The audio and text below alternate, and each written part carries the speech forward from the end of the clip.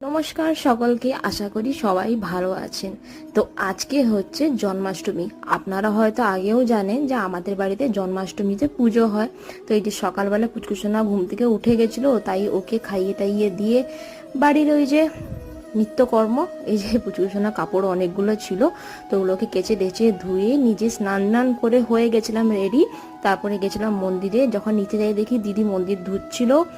আর মন্দির ধোয়া হওয়ার পর তারপরে আমাদের গোপীনাথ বাবু স্নান করছিলেন। তো এই যে দেখুন, আমাদের বামুন ঠাকুর ওনাকে স্নান করাচ্ছিলেন। তারপরে এই যে নতুন জামা কাপড় বস্ত্র যা ওনার এসেছিল, আর এই যে ওনার গয়নাগুলো সব ধুয়ে রাখা হয়েছিল, ওগুলো ওনাকে পরানো হচ্ছিল। আর এখানে রাধা রানীও স্নান দান করে কাপড় জামা পরে হয়ে গেছিল রেডি। মিনি ব্লগটা যদি ভালো লেগে থাকে দেন প্লিজ আমার চ্যানেলটাকে করবেন সাবস্ক্রাইব। আরও মিনি ব্লগ আসতে চলেছে, তাই প্লিজ তাড়াতাড়ি সাবস্ক্রাইব করবেন। টাটা।